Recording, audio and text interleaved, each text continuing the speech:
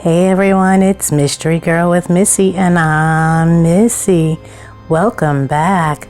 We just finished part 1 of my Docu series.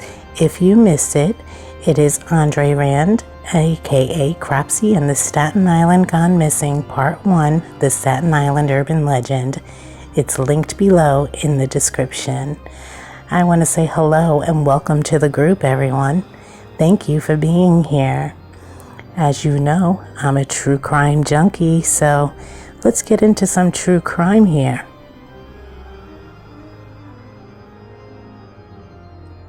I want to say thank you to all of my subscribers for all of your support, and I do want to put up a trigger warning.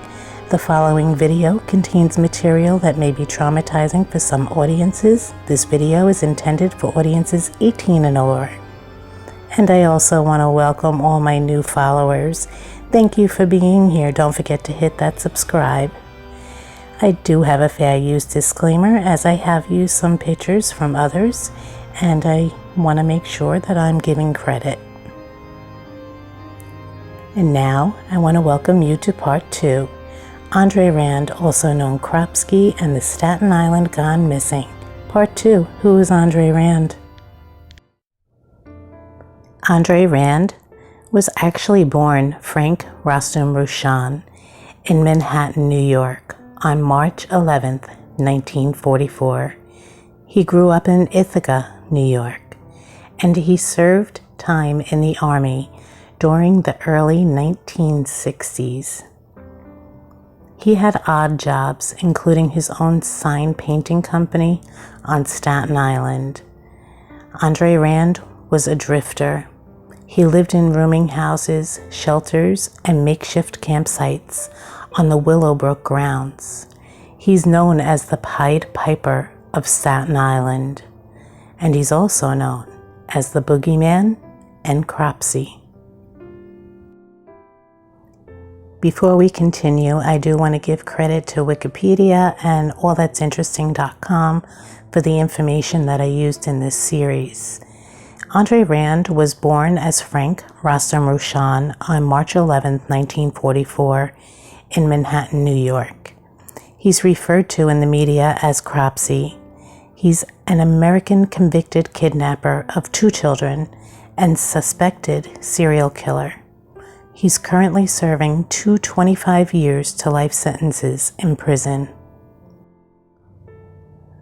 Andre Rand's dark and perversely engrossing life began as a real-life bedtime story, as the kids of Staten Island, New York told spooky tales of a boogeyman figure who had a hook for a hand that would take them away from their safety of their homes and carry them to an abandoned hospital. This man and somewhat urban legend became known as Cropsey, and no longer was an urban legend, but a real-life Staten Island true crime that was found out in 1987 to be true. You may be asking, what does Cropsey mean? Well, Cropsey, I had to actually look it up because I didn't know either, but Cropsey means a creep, someone that seems like a pedophile, someone that's creepy and haunty looking. So I had to look it up myself. I had no clue. Andre Rand's family life, well, it wasn't the best. His father died in 1958 when Andre was 14 years old. Now remember, at this time his name was Frank, and at this time his mother was left to raise the kids. I believe it's just him and his sister on their own. Now Rand's mother was institutionalized at Pilgrim State in Brentwood, New York. Now, if you don't know about Pilgrim State, go back to my playlist and you have to watch my video on Pilgrim State. So his father died and his mother was institutionalized when he was a teenager. And so I don't know who finished raising them, if his sister was much older or if there was somebody else, but Andre Rand would go to Pilgrim State with his sister to visit his mother as a teenager. Now, Pilgrim State Psychiatric Hospital in Willowbrook, where Rand worked between 1966 and 1968 as an orderly and a physical therapist aide, were both built almost exactly like Pilgrim State Psychiatric Hospital. Same type of facility, with the exception that Willowbrook was designated for children. Although I don't know if there was an age that the residents aged out and would move on to another facility. So I do believe that they were almost adults. Some were adults by the time they left the facility. From my research, it doesn't look like there was an age out. The two facilities had the same design, same tunnel system and kitchen system, and more.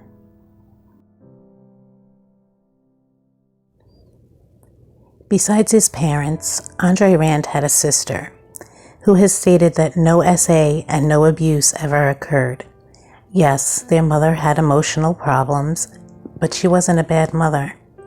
I'm not sure how old Andre Rand was when his mother was institutionalized, but he was a teenager when he visited her at Pilgrim State. So he basically lost both parents when he was a teen.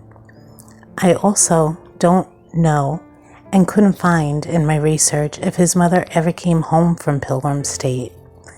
Frank Rushan legally changed his name to Andre Rand in 1972 when he was 28 years old.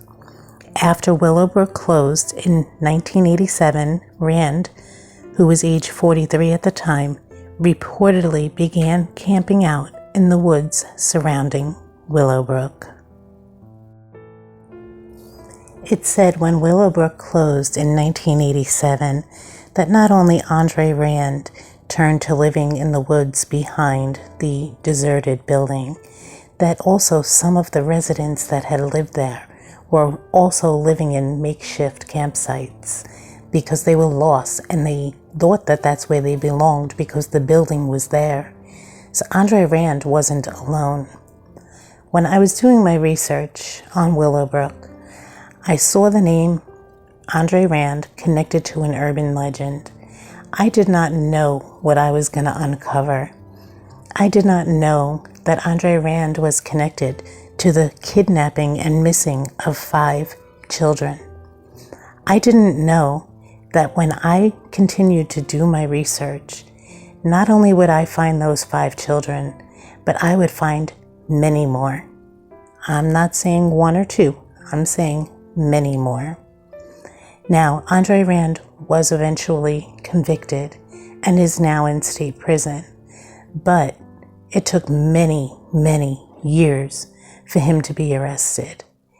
So throughout the rest of this series, you're going to learn a little bit more about the crimes that Andre Rand committed and where he was seen, and with his green Volkswagen Bug, just like another serial killer that we all know, maybe by the name of Ted Bundy. Andre Rand liked to compare himself to Ted Bundy, which you're going to hear a lot more about as we continue the series. But the more I researched, the more I found out, and the more I was shocked. Because when this all started, I was just researching a state school. And like I said, living in New York, you would think that somebody who's as interested in urban legends as I am, that I would have heard of this. And I have never heard of Cropsey or Andre Rand. So I wanted to make sure I put a little background behind the man that's going to be in the rest of the story. But right now, we're going to move forward. We're going to end this series. This is, no, not the series, this episode. This is Andre Rand's mugshot, the most recent one. And just remember, okay, this is important. Make sure that you hit that notification bell. This is the end of part 2. Remember to hit that notification bell so you don't miss part 3. If you miss part 1, it's linked below. Guys, I want to thank you for being here for me through this Docu series, and I want to remind you that every day is a mystery. We'll see you on the next episode.